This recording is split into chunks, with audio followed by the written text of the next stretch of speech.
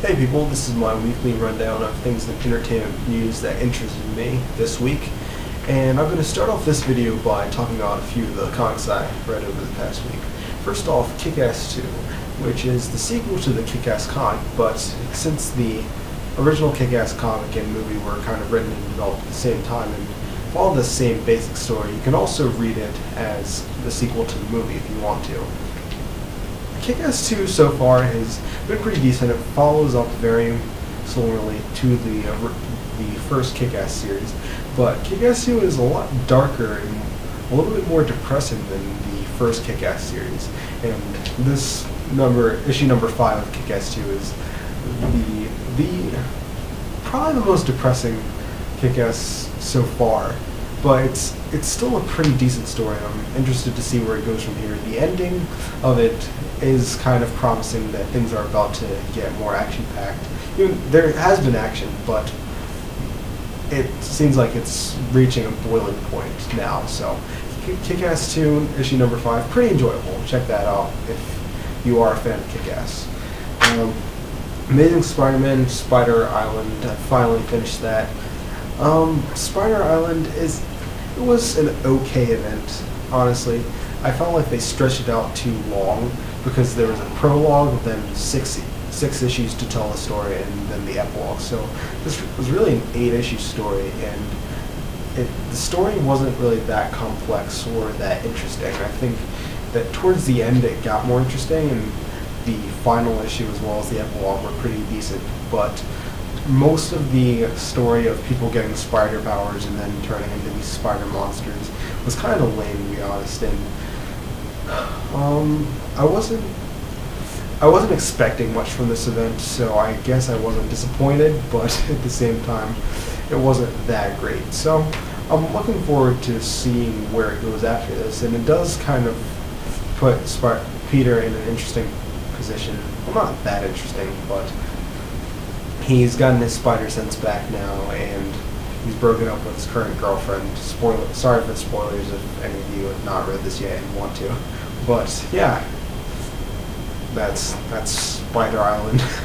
And Ultimate Comics Spider-Man 4, really good. Honestly, I'm still iffy over the decision to kill Peter Parker. Ultimate Peter Parker was a favorite character of mine, and I wish they hadn't killed him, but Bendis is doing well with this new series and this new character of Miles, and this was a great issue. It was kind of the issue that I read through, and when I get to the end, it's like, no, it can't be the end yet. I want to just keep reading, and I don't want to spoil too much, but this issue dealt heavily with kind of connecting Miles to Peter in a way, with interactions with people that Peter knew. So it does kind of serve to push the character of Miles further along. It's not just like, hey, Miles is meeting this person. It is serving as an integral part of Miles' origin story. And the character is growing on me. I feel like we are getting to know him more, because I may be mistaken, but in the first issue, we don't really get inside his head or his thoughts at all. But we are getting closer to his character, and they are going more inside of his head and his thought process now. So we are getting a greater understanding of who this character is, and he seems to be a pretty decent character to follow. So I'm looking forward to see where they take him. They've released a new poster for The Amazing Spider-Man, which looks pretty decent to me, ignoring the fact that it doesn't exactly make sense that Peter Parker's 4 limbs would cast a shadow with 8 legs and form this spider. But if you just ignore that fact, it does look pretty cool. The interesting thing to me here is the tagline, "The Untold Story," which may be intentionally ironic considering the fact that a lot of people out there are looking at this movie as a rehash of the first Spider-Man movie with Tobey Maguire, since they are retelling the origin. I think that a lot of that just has to do with the fact that people don't know that much of the story. Right now, the only things we really know are that it's the origin again. They feature Gwen Stacy instead of Mary Jane, the lizard is the villain, and it pays more of a focus to his parents. But I am hoping that they will do a very interesting story, and this tagline maybe suggests that the direction that they will take this story will be quite different. But I still do feel that they're doing themselves a disservice by doing the origin. If they somehow managed to skip that, they would have avoided a lot of the negativity that they're having to face and get over due to appearing in the teaser trailer to be very much the same story that we've already seen. They've also released the trailer for the tie-in game for the movie, and it features Spider-Man fighting some big robots, and it looks like it takes place in an open city environment, which is good, but I just don't think that I'm going to be getting this game. Not by what I've seen in the trailer. I mean, that looks decent and all, but the last Spider-Man game I played through was Ultimate Spider-Man on the PS2, because the Spider-Man games that have come out in this generation of consoles just haven't really seemed like they were up to par. The last two games, Shattered Dimensions and Edge of Time, just completely did away with the open environment, which I think is a mistake. And Web of Shadows, I think, just was kind of received poorly.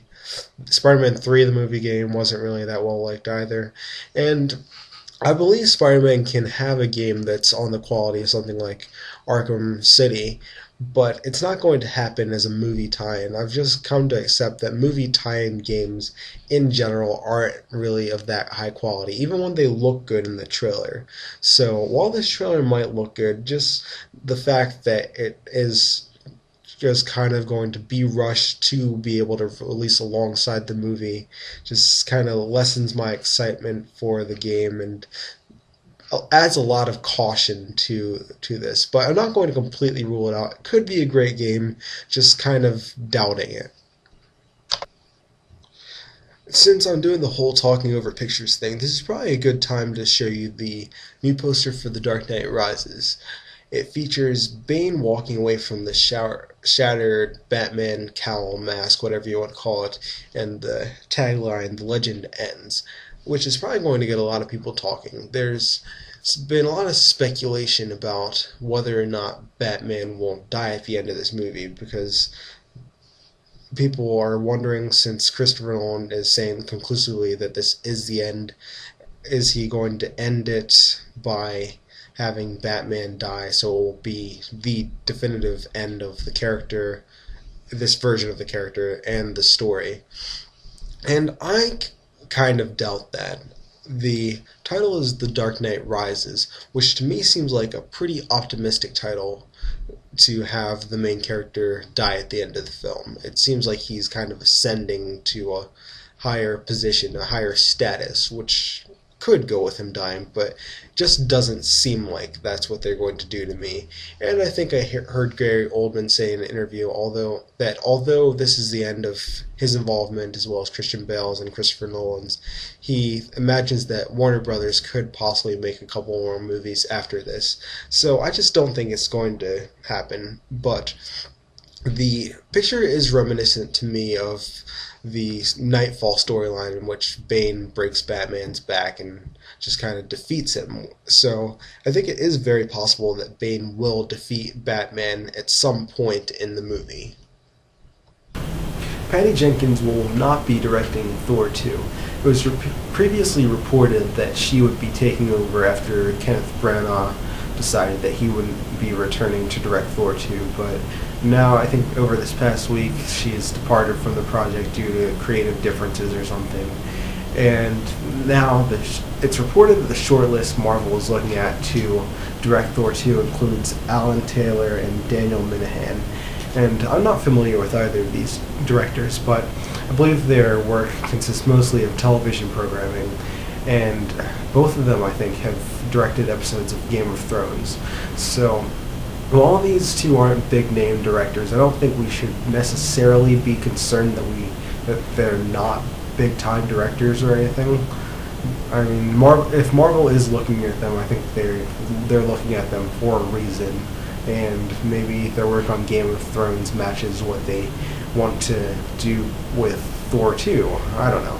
But, well, we'll keep an eye on the situation, and hopefully Thor 2 will shape out nicely with whoever they choose to direct it. That's pretty much all I have for this week. Thank you for watching. If you liked what you saw, please subscribe, hit the like button, comment, whatever, and tune in next time.